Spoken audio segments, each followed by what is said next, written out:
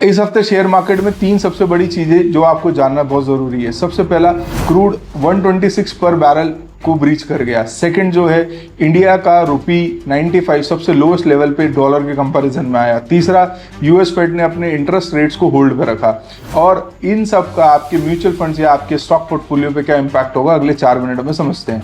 नमस्कार, मैं अमनदीप सिंह सासन आपको स्वागत करता हूं। सबसे पहली जो चीज़ हुई वो क्रूड $126 पे हुआ। वो इसलिए हुआ कि स्ट्रेट ऑफ हॉर्मुज पे यूएस ने अपना एक और नेवी का सबसे बड़ा जहाज जो कि न्यूक्लियर इक्विप्ड है वो भेजा, और उसके तहत जो है एक अनसर्टेनिटी आई और बीच में जो ईरान का जो प्रपोजल था वो उन्होंने रिजेक्ट किया, और ये चल रहा है कॉन्टिन्यूस। और एनर्जी की सप्लाई जो है वो चोक होने के मैक्सिमम चांसेस लग रहे हैं, और इसी कारण जो ये क्रूड है $126 के आसपास आ गया है। और जो डॉलर के कंपैरिजन में इंडिया का जो रुपी है वो 95 के लेवल्स को तोड़ गया।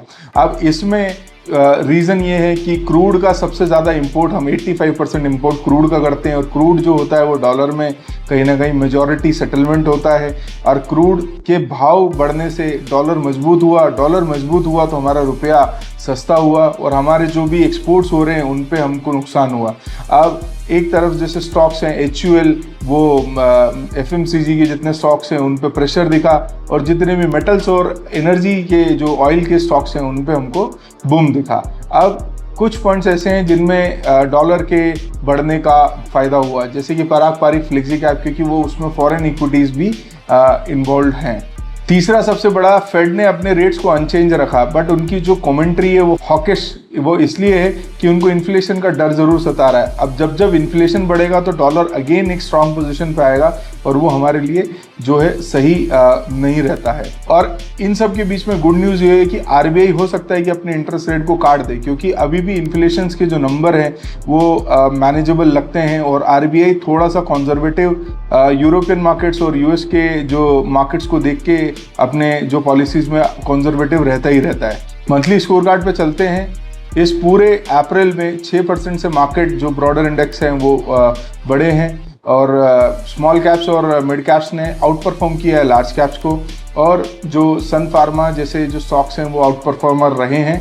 और लूजर्स में हम बोल सकते हैं इटर्नल जो है, इटर्नल का जो जोमेटो का जो स्टॉक है वो लूजर कैटेगरी में आया है। अगले हफ्ते की जो हमें नज़रें हैं किन मेन न्यूज़ पे रखनी चाहिए, सबसे पहला स्ट्रेट ऑफ हॉर्मुज कि अगले एक हफ्ते में होता क्या है, क्या ओवर टेंशन बढ़ेंगे, क्या क्रूड और ऊपर जाएगा, ये होना चाहिए। सेकंड जो है वो है मई 4 को इलेक्शंस हैं, जो असम, तमिलनाडु, केरला और जो वेस्ट बंगाल के जो इलेक्शंस हुए हैं उसके रिजल्ट्स हैं, वो भी एक मार्केट में जो है बड़ा इम्पैक्ट डालेंगे। और तीसरा सबसे बड़ा इंपॉर्टेंट रीज़न है कि क्वार्टर की अर्निंग्स आएंगी रिलायंस की और HDFC बैंक की, जो कि एक निफ्टी में अच्छा खासा वेटेज रखते हैं, तो उससे भी मार्केट की जो है वॉलेटिलिटी पॉजिटिव या नेगेटिव वे में वॉलेटाइल हो सकती है। मैं एक डिस्क्लेमर देना चाहता हूं, मैं SEBI registered mutual fund distributor हूं thrive gate private limited company के अंतर्गत में, और मेरा ये कोई भी बाई सेल रिकमेंडेशन नहीं है। मेरा ये जो भी वीडियो है ये एडुकेशन पर्पस के लिए है। अपना ड्यू डिलिजेंस जरूर करिएगा। अगर आपको कंटेंट अच्छा लगता है तो लाइक शेयर सब्सक्राइब जरूर करिएगा। धन्यवाद।